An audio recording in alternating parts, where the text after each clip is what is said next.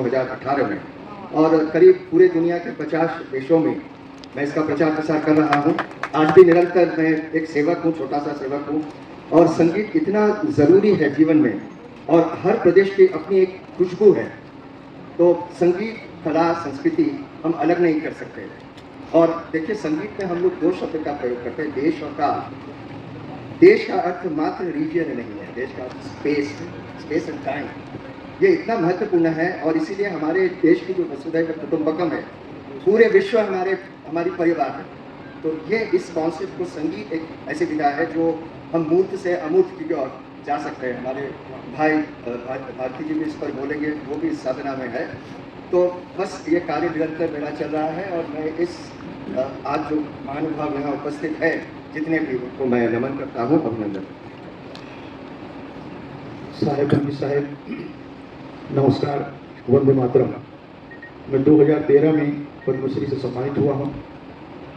मेरा पारिवारिक संबंध जो है परिचय, भक्ति संगीत में मैं 5वीं पीढ़ी हूँ।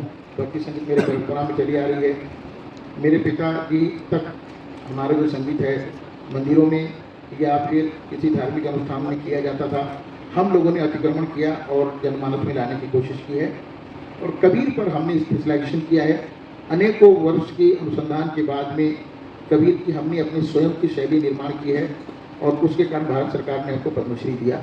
मैं 55 वर्षों से मेरी सांगीतिक यात्रा है।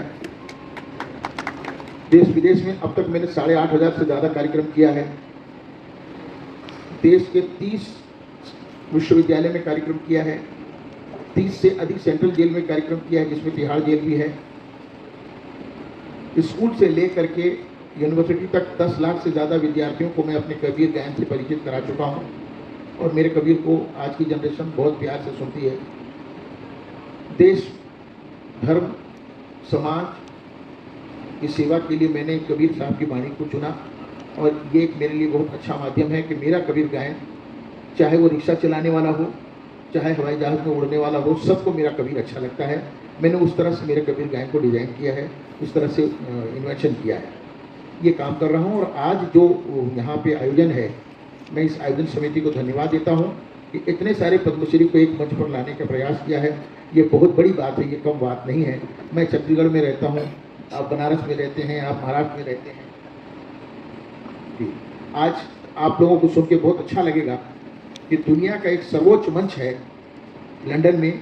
हमारे भाई पद्मश्री डॉक्टर ऋत्विक सान्याल जी पहले ध्रुपद गायक हैं जो लंदन के एल्बर्ट हॉल में कार्यक्रम किया है। ये बहुत प्रशंसा की बात है, भारत के लिए सम्मान की बात है। 1983 में किया है, जबकि उस समय में भारत का उतना लोगों में उतना आकर्षण नहीं था। ये तो अलग बात है कि आज हम माननीय मोदी जी के कारण पूरे दुनिया में पहचाने जाते हैं। ऐसी बात नहीं कि तब भी लोग पहचानते थे, लेकिन जो सम्मान आज मिल रहा है, मैं एक छोटी सी संस्मरण सुनाना चाहूँगा, बस ज़्यादा नहीं, एक लाइन की। हम सूफी भी गाते, मैं 15 साल सूफी सीखा हूँ मैं। सूफी गायन में एक पद है जो पूरे विश्व में फेमस है, दमादम मस्त कलंदर। तो ये जब मैं गाया तो एक लड़का मुझको बोलता है कि सर आप पाकिस्तान का गाना क्यों गाते हैं? तो मैं बोला कि कमबख्त, पाकिस्तान अभी बना है, ये हमारा गाना है। जिस दिन मोदी जी चाहेंगे उस दिन पाकिस्तान को भी अपने भारत में ले आएंगे। तो ये हम लोगों का जीवन है साहब, हम तो कलाकार हैं। हमारे लिए आकाश में भी कोई बाउंड्री नहीं है, धरती में भी कोई बाउंड्री नहीं है। हम स्वच्छंद विचरण करने वाले हैं, क्योंकि संगीत की कोई भाषा नहीं है। मैंने हमारे घर की परंपरा सीखी मेरे पिताजी से। मेरे पिताजी मेरे आध्यात्मिक गुरुजी भी हैं। फिर मैंने सूफी सीखा 15 साल उस्ताद हाजी ईद अली शाह चिश्ती से। फिर घरानेदार तालीम के लिए उस्ताद आशिक अली खान साहब, जो किराना घराना के सारंगी नवाज हैं, उनसे मैंने हारमोनियम वादन, गज़ल, ठुमरी, दादरा सीखा। और संगीत की जितनी भी अच्छी बातें हैं, जो लोगों को अच्छा लगता है, ये सब मेरे गुरुजनों का है। और जो खामियां हैं वो मेरी हैं, जो गलतियां हैं वो मेरी है, और जो अच्छाइयां हैं वो मेरे गुरुजनों की है। बहुत बहुत धन्यवाद। इस मंच में आकर के अपने आप को बड़ा गौरवान्वित महसूस कर रहा हूँ, क्योंकि संस्कृति संगीत से अलग नहीं है। धन्यवाद। नाम कैसे? नाम उमाशंकर, नेम रिपीट कर। भारत बंधु उमाशंकर। मेरा नाम पद्मश्री डॉक्टर भारती बंधु। डॉक्टर भारती बंधु। मेरा नाम उमाशंकर पांडे है। मैं जल पर काम करता हूँ, न जिसका हद है न सरहद है। जिस देश से निकल के जाता है सबको शांति प्रदान करता है। जलग्राम पूरे भारत में लगभग 1050 जलग्राम हमारे मॉडल पर हैं। जल की जखनी जलग्राम। अटल भूजल योजना जो लगभग 6000 करोड़ की है, हमारे मॉडल पर है। माननीय प्रधानमंत्री जी ने मन की बात में 100 में 4 बार मेरे बांदा के काम का उल्लेख किया है। मेरी कोई एनजीओ नहीं है, कोई संस्था नहीं, कोई कार्यालय नहीं, कोई ऑफिस नहीं, एक नए पैसे कोई अनुदान नहीं। मेरा मंत्र है खेत पर मेर और मेर पर फूल। छोटा सा काम करना। मैं पानी को परमेश्वर मानता हूँ, जल को जगदीश मानता हूँ और जल ही जीवन है, जल नहीं तो कुछ भी नहीं। ये छोटा सा काम है। मैं अन्य साथियों से भी निवेदन करूंगा कि वे अपना अपना परिचय देंगे। ये एक अच्छा अवसर है जब आपको जल के बारे में पूरी दुनिया में, पहला युद्ध हुआ था भोजन के लिए, दूसरा हुआ था पेट्रोल के लिए, तीसरा होगा पानी के लिए। पानी, मैं उस देश का वासी हूँ जिस देश में गंगा बहती है। दुख की बात तो ये कह रहा हूँ कि एल्कलाइन वाटर 500 रुपये का, मिनरल वाटर 100 रुपये का, ड्रिंकिंग वाटर 20 रुपये का और विटामिन वाटर 2500 रुपये का और इससे सुपर वाटर 10,000 रुपये। ये गंगा और यमुना के देश में पानी ना बिके ऐसी कोशिश। गरीब पानी कहाँ से पाएगा? किसान किसानी कैसे करेगा? 140 करोड़ व्यक्ति का पेट कैसे भरेगा? ये आप पत्रकार बंधुओं के सामने, ये हनुमान जी का जन्म स्थल है। ये कर्नाटक सामान्य जगह नहीं है, माता अंजना का स्थान है, बगल में हम्पी है। आप सब महान हैं। आदि शंकराचार्य जी ने शारदा पीठ की स्थापना करी थी और चिंगरेरी मठ है यहाँ। बस यही शब्दों के साथ ये 2 ही मिनट बात कहनी थी भाई। अभी आप उमाशंकर जी के बारे में अपनी खुद की बात सुन रहे थे। उनकी एक ज़्यादा महत्वपूर्ण, जो हम सब पूरे भारत के लिए ज़्यादा महत्वपूर्ण है, वो कि महान क्रांतिकारी शहीद मंगल पांडे जी के 8वीं वंशज हैं यहाँ। ये हमारे लिए बहुत ही गौरव की बात है, प्रणम्य बात है। हालांकि ये अपने मुंह से कुछ बोलते नहीं है, लेकिन मैंने अतिक्रमण किया है, धृष्टता की है कि उनसे बिना अनुमति के मैंने ये बोल दिया। आपको क्षमा चाहता हूँ। आपको धन्यवाद। देश के 1857 की क्रांति के पुरोधा मंगल पांडे हमारे नहीं पूरे देश के। जी, ये बहुत ये बढ़िया। बड़प्पन है। हमारे भी। मेरा नाम पोपटराव पवार हूँ। मैं महाराष्ट्र के पहले अहमदनगर और आज के दिन अहिल्यानगर डिस्ट्रिक्ट से हूँ। नगर ब्लॉक है जो शिरडी वाला डिस्ट्रिक्ट। मैं 1989 से हिवरे बाजार विलेज पंचायत का सरपंच हूँ और हमारे देश में करीबन 2.5 लाख पंचायतें, 6.5 लाख गाँव हैं। और जो ग्रामीण विकास की संकल्पना राष्ट्रपिता महात्मा गांधी, विनोबा जी भावे और दीनदयाल उपाध्याय जी ने अंत्योदय यानी अंतिम पंक्ति तक ध्यान देना, वो गांव हो या आदमी हो या जमीन, वहाँ ध्यान देने के बाद ही आत्मनिर्भर भारत बन सकता है। इसी संकल्पना से जब तक गांव नहीं बनेगा तब तक देश नहीं बनेगा। और हमने देखा पिछले साल 22 जनवरी को प्रभु श्री राम अयोध्या में आ गए। वो 8,000 लोग जो इन्वाइटेड थे उसमें मैं भी एक। और जिस शिला से, वो शिला भी कर्नाटक से गई थी, सही है ना? जिस शिला से प्रभु श्री राम की मूर्ति बनी, वो बनाते वक्त कुछ पीसेज निकले थे, उसमें एक साइज के 300 बनाए गए। वो 300 भाग्यवंतों को दिया, उसमें मैं एक। क्योंकि प्रभु राम को भी हमारे ग्राम राज में आने का सौभाग्य मिला, ऐसा हम कहेंगे। हमारा तो भाग्य है, लेकिन प्रभु राम को भी लगा जोरे बाजार में जाएंगे। जो भारतवर्ष की प्रेरणा स्थान है छत्रपति शिवाजी महाराज, जिन्होंने दीन दलित गोर गरीब किसान सबको साथ लेके हिंदवी स्वराज्य बनाया, उन्होंने भी जोरे बाजार में आने का मनोदय व्यक्त किया एक मूर्ति के कारण। और जो डॉक्टर बाबा साहब आम्बेडकर जी ने सामाजिक और आर्थिक विषमता दूर करने वाला गांव, तो जिस गांव में एकमात्र मुस्लिम परिवार के लिए मस्जिद बनाई है हमारे गांव में, जाति पाति ऊंचा नीच कुछ नहीं। तो इस तरह से जो गांव बना है वहाँ गरीबी रेखा जीरो है, पलायन जीरो है, गांव में टपरी मुक्त गांव है, हगंदारी मुक्त गांव है। 1992 में 100% शौचालय का निर्माण हमारे गांव में बना और इसी कारण उस गांव में आज जो गरीबी रेखा तो नहीं, पलायन नहीं है और इको फ्रेंडली विलेज बन गया है। जिस गांव में खाली अभी टाइगर आना बाकी, सारा वाइल्ड लाइफ गाँव में आ गया। 10 लाख पेड़ उगाए हमने और 98% सक्सेस है। तो ये पंचायत है और इसी अनुभव से महाराष्ट्र सरकार ने 15 साल पहले वो स्टेट कमेटी का रिजाइन आदरणीय अन्ना हजारे जी ने दिया। अन्ना जी के बाद वो कमेटी का प्रेसिडेंट है।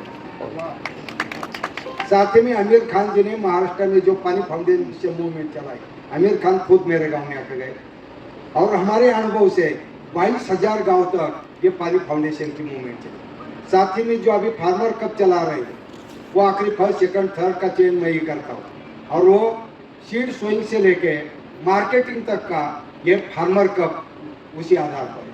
साथ ही में सचिन तेंदुलकर जी का फाउंडेशन जो काम कर रहा हूँ उनको भी कंट्रीब्यूट किया। सचिन जी भी अभी विजिट करने आ रहे हैं।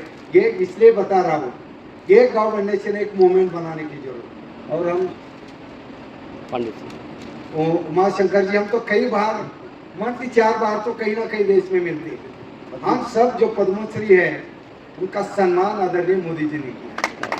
मन की बात में 2 बार मेरे काम के ऊपर भी, और जब आदरणीय मोदी जी मुख्यमंत्री है गुजरात के, तो 2013 में उन्होंने उनका एग्रीगोल्ड अवार्ड देके मुझे सम्मानित किया। हम सब मिलके एक मूवमेंट चलाएंगे क्योंकि हमारे 4 स्तंभ है, इन 4 स्तंभों के ऊपर ये सब चल रहा।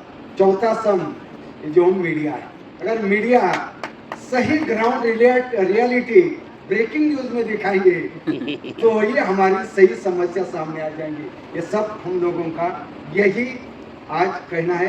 बस मुझे लगता है अच्छा अवसर हम सबको, पहली बार इस देश के इतिहास में इतने सारे पद्मश्री अवार्डी एक मंच पे आए और आप सब लोग हमें सुन रहे हैं। बस धन्यवाद। Thank you. सारे उपस्थित मेरे पत्रकार बंधु, आपका स्वागत है। मेरे इसका पद्मश्री बंधु सर, मेरा नाम है डॉक्टर परशुराम पुणे।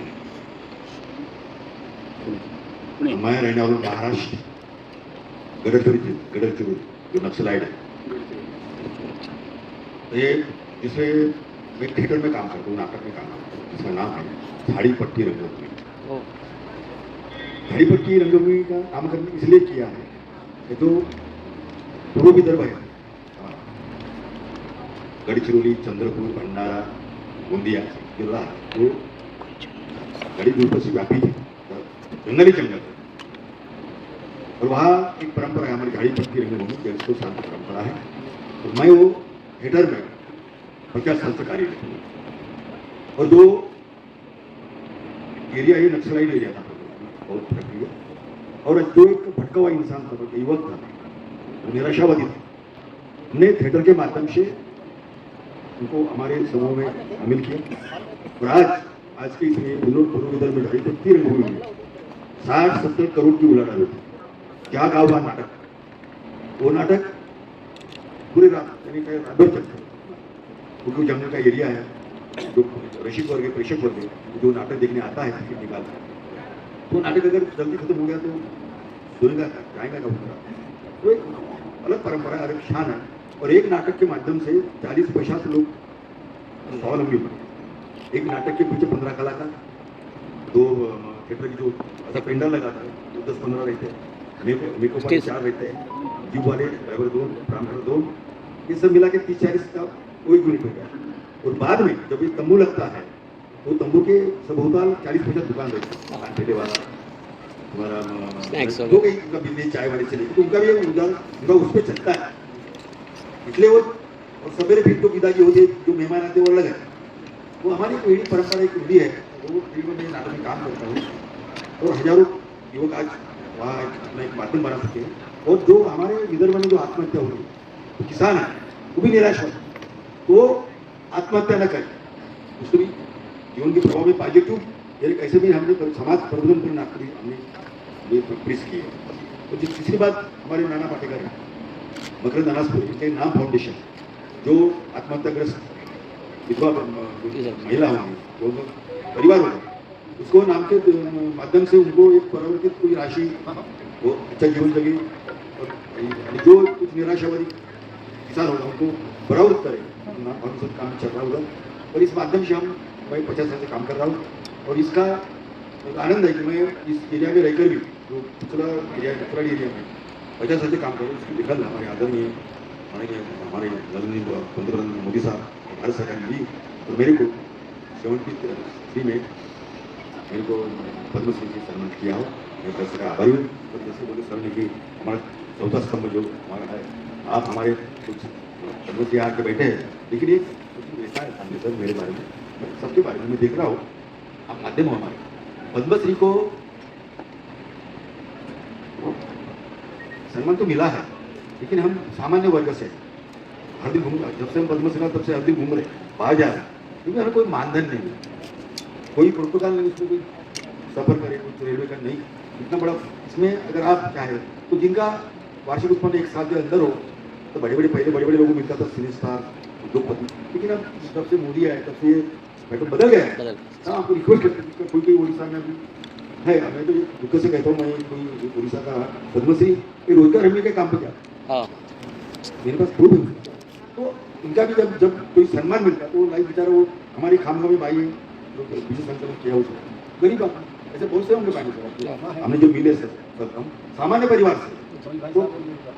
तो मैं ये प्रांत की बात नहीं कर रहा हूँ, मैं भारत सरकार से रिक्वेस्ट कर रहा हूँ कि आप कुछ ना कुछ उनके आर्थिक स्तर पर आप कुछ ना कुछ उसको दें ताकि वो भी पॉली बने और अपना कार्य लगन से करें और प्रचार करें। हमारे वन संघ हमारे जो अपने फील्ड में हैं, जो समाज सेवा भारत की भारत को एक सदुद्ध राष्ट्र बनाना चाहते हैं, तो मैं कहूँगा पत्रकार बंधु से कृपया आपके विभाग में हम बोलने से अच्छा आप लिखे तो उनके कान तक ये बात जा सकती है, और जो दुर्बल घटक है जो नहीं अपने इसमें ये कर सकते, ऐसे पद्मश्री को कुछ न कुछ प्रोटोकॉल में मानधन मिलना चाहिए। सबका आपने सुना, सबका स्वागत है।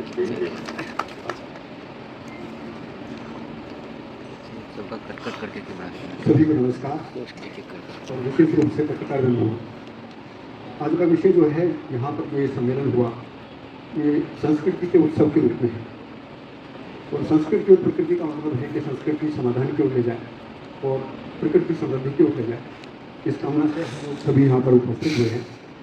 मेरा नाम भारत भूषण त्यागी है और मैं जनपद बुलंदशहर उत्तर प्रदेश का रहने वाला हूँ। 2019 में पद्मश्री सम्मान मिला और उस सम्मान के पीछे एक बड़ी भूमिका ये थी कि 1987 से एग्रीकल्चर इकोनॉमी को जांच कर देखा तो पता लगा कि ये खेती का आधुनिकीकरण नहीं था, ये खेती का बाजारीकरण था। लीनियर इकोनॉमी सारी बाजार सेंट्रिक हो गई, जिससे किसान की आमदनी और गांव की आमदनी कम हो गई। उसके विकल्प की खोज में आगे बढ़े। 1997 तक जितने भी प्रयोग देश भर में चल रहे थे उन सब का प्रयोग किया। आंशिक सफलता भी मिली, लेकिन संतुष्टि जिसकी कामना थी वो नहीं मिली। 1997 में प्रकृति की व्यवस्था का अध्ययन करने की दृष्टि से मध्यस्थ दर्शन सहस्तित्ववाद के प्रणेता जो इसी धरती पर जिनका जन्म हुआ उनसे अमरकंटक जाकर मिलना हुआ और वहाँ से परमाणु के विकास क्रम और व्यवस्था को समझा। उसको समझने के बाद पता लगा कि धरती, पेड़ पौधे और पशु पक्षियों में एक बहुत सुंदर सहअस्तित्व काम करता है। यदि प्रकृति के सिद्धांतों को हम समझते हैं तो हमारी जैविक खेती सफल होगी और निश्चित रूप से सफल होगी। उस पर प्रयोग किए और उस प्रयोग से एक बड़ी सुंदर बात निकल कर आई कि मनुष्य को अपनी विचारधारा में संस्कृति और प्रकृति के पूरे महत्व को समझने की जरूरत है। संस्कृति का मूल जो तत्व है वो संस्कार है। संस्कार मनुष्य के स्वभाव में सही की स्वीकृति और उसकी निरंतरता का नाम है। जैसे हम लोग सभी सही को तो स्वीकारते हैं, लेकिन जब सही क्या है तो उसको वस्तु रूप में निश्चित नहीं कर पाते। तो इस सम्मेलन में आने के बाद मेरा सभी से ये मनोयोग है और इस पत्रकार बंधु आपसे विशेष रूप से मेरे कई साथियों ने इस बात को कहा कि आप महत्वपूर्ण कड़ी हैं। आप उन मुद्दों को जरूर उभारिए कि वास्तविकता को लेकर राष्ट्रीय स्तर पर एक रूपता कैसे आए, सत्य सभी का एक कैसे हो, शुभ सभी का एक कैसे हो, सही सभी का एक कैसे हो, न्याय सबको एक समान कैसे मिले, ये मौलिक प्रश्न है मानव जाति। हम अंत्योदय की कामना से अंतिम तक तो बढ़े, लेकिन हमने अधूरेपन को ही देखा। हम केवल आर्थिक विकास की बात करते हैं, लेकिन मानसिक जागृति को लेकर आदमी को किस तरीके से सुंदर बनाया जाए और एक आदमी किस तरीके से प्रकृति की व्यवस्था, परिवार और समाज को समझते हुए कैसे खेती को क्या स्वरूप दे सकता है, इसी पर हम लोगों ने एक प्रयास किया है और वो राष्ट्र को अर्पित किया है। उसका नाम है सहअस्तित्व मूलक आवर्तनशील कृषि। अर्थात कृषि किसी की बकौती नहीं है, कृषि को करके समझना नहीं है, बल्कि समझकर करने का नाम कृषि है और उसमें समझने की वस्तु सहअस्तित्व है। केवल कोई एक चीज नहीं है, धरती पूरी है, पेड़ पौधे पूरे हैं, पशु पक्षी पूरे हैं और मानव को भी पूरेपन के साथ ही यह बात स्पष्ट होती। इसलिए धरती के चारों घटक मिलकर यदि सहअस्तित्व में काम करते हैं तो ये धरती स्वर्ग है और इसको कोई बनाना नहीं है। कोविड काल में हमने देखा कि जब अव्यवस्थाएं रुक जाती हैं तो व्यवस्था का स्वरूप हमारे सामने आ जाता है। उस व्यवस्था के स्वरूप से हमको एक प्रेरणा लेने की जरूरत है कि आज मौलिक रूप में मानसिक परिवर्तन करने के लिए पूरे देश में एक नया अभियान का उदय हुआ है। मैं अपने सभी पद्मश्री साथियों से भी कहूँगा उसको हम लोग जीवन विद्या भी बोलते हैं, उसको मध्यस्थ दर्शन भी बोलते हैं। और आपसे भी निवेदन करूंगा, यदि मनुष्य में मानसिक चेतना को जागृत नहीं कर पाए तो अंत तो गत्वा कहीं ना कहीं लाभ ही हावी होता है, पहचान ही हावी होती है।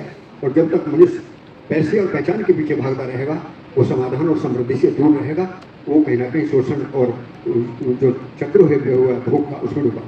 लंबी बात न करते हुए आज इस कार्यक्रम के आने के बाद में मेरे को बड़ा अच्छा लगा कि आदरणीय गोविंद जी और वासवराज पाटिल जी के द्वारा ये देश में पहला कार्यक्रम है जहाँ पर मंच पर 2 शब्द लिखे गए, संस्कृति और प्रकृति।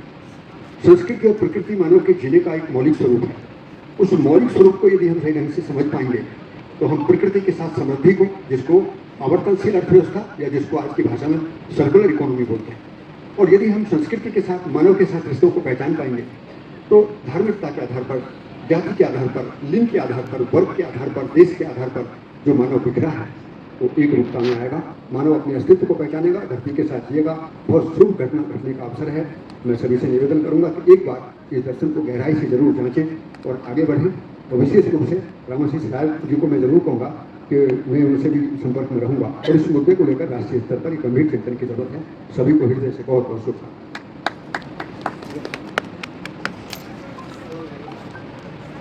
सबको नमस्कार।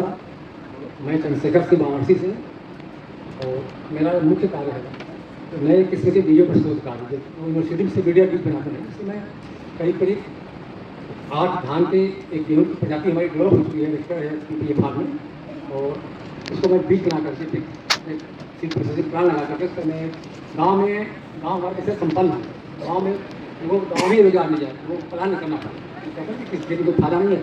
तो मेरा कहना है कि अब किसान को उद्यमी बनना पड़ेगा, और उद्यमी जो भी विशेष के पास है, चाहे मछली पालन है, चाहे मछली पालन है, चाहे जो है बागवानी है, गो पालन है, तो जब गाँव में रहकर के आप उद्योग करेंगे तो आप जो है दूसरे को भी रोजगार देंगे और आप संपन्न हो सकते हैं। तो यह कार्य जो मैं करते हुए मुझे लगा कि अभी की हमारी जो खेती है अधूरी है, मैं भी प्रयास किया, इसमें मैं गौशाला भी डाला। ये प्राकृतिक खेती में कर रहा हूँ, इसके लिए मुझे कोई खाद चाहिए, तो इसीलिए पे गौशाला जो अभी जो है वृक्षा ऊपर जो है इसमें तरह तरह के वृक्ष जो हैं, इस तरह से एक गाँव में खुशहाली आई, हरियाली आई, खुशहाली आई, लोगों को काम मिला, और फिर हम सक्षम हुए तो हमारे घर पता हम समाज को क्या दे सकते हैं।